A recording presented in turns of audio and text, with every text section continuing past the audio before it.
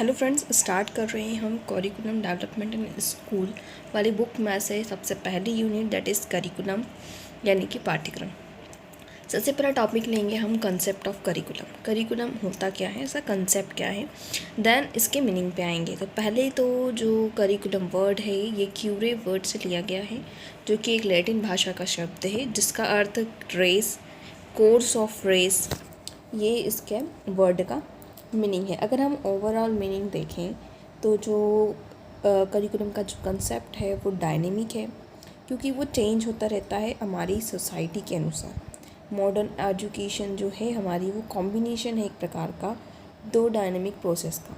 पहला तो individual development की जो प्रोसेस है उसका, एंड सेकेंड हम देखें तो सोशलाइजेशन की जो प्रोसेस है, इन दोनों को मिक्स करके ही हमारा करिकुलम बना है। और यहाँ अलग अलग प्रकार के सोशल इन्वायरमेंट के हिसाब से एडजस्टमेंट भी होते रहते हैं।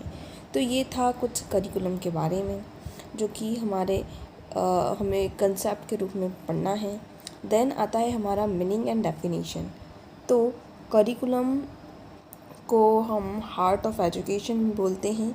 ये सिर्फ एक चीज़ नहीं है बल्कि टोटलिटी है लर्निंग की, कि उसमें जो स्टूडेंट्स हैं वो उन्हें स्कूल में क्या पढ़ना है, कौन सी स्टडी के लिए वो एक्सपोज्ड हैं। देन स्टूडेंट्स के साथ साथ टीचर्स क्या उन्हें टीच करवा रहे हैं, उनके लिए कौन सा कोर्स ऑफ स्टडी है प्रोवाइड किया जा रहा है।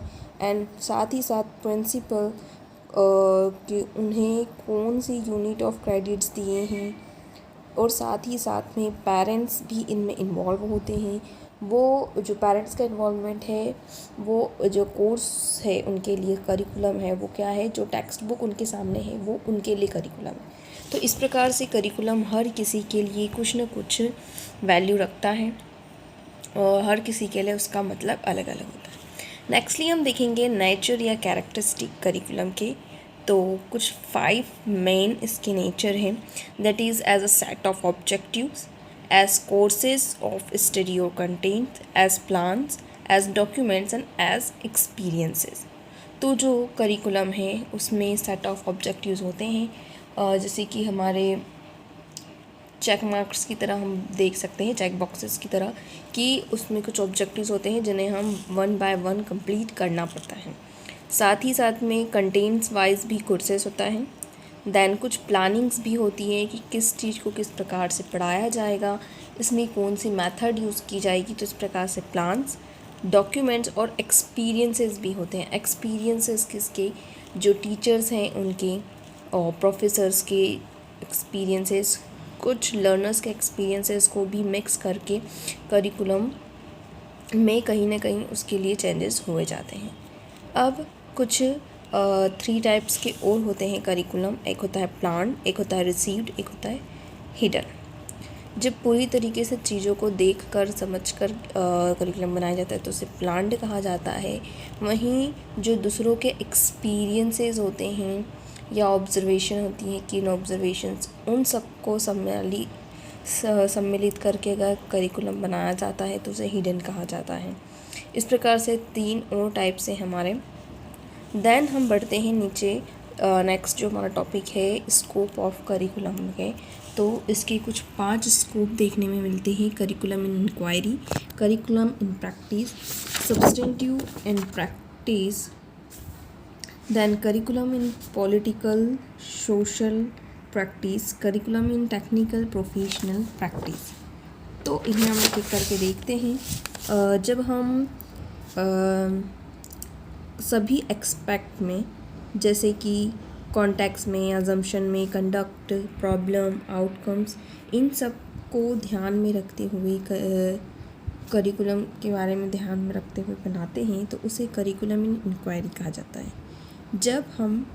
जब करिकुलम मेकर्स जो हैं वो क्या वर्क कर रहे हैं, कौन कैसा स्मार्ट वर्क कर रहे हैं, ये सारी चीज़ें करिकुलम इन प्रैक्टिस में आती हैं। वहीं जो हमारा थर्ड है,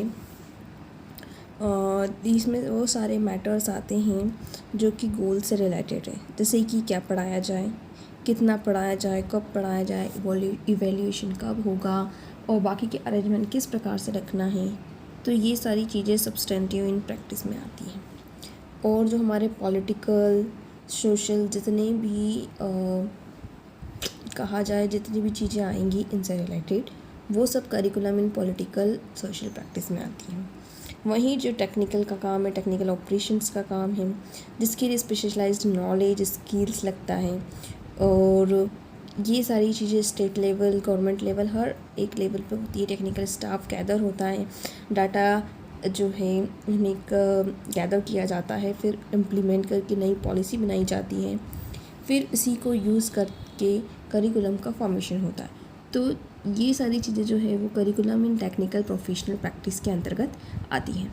अब इसके कुछ ऑब्जेक्टिव्स भी होते हैं, जैसे कि एक डिफाइंड गोल्स को अटेन करना, बच्चों को यूज़फुल नॉलेज देना, एसेंशियल नॉलेज देना, साथ ही साथ में क्रिएटिविटी, फ्लेक्सिबल अप्रोचेस ये सब उन तक पहुंचाना, वोकेशनल मैटर उन तक पहुंचाना, इन्वायरमेंटल एजुकेशन पर भी फोकस बनाए रखना और ज़्यादा भी बना सकते हैं। साथ ही साथ बच्चों को अपॉर्चुनिटीज़ प्रोवाइड करना ताकि उनकी जो लर्निंग है वो और ज़्यादा बेहतर हो पाए।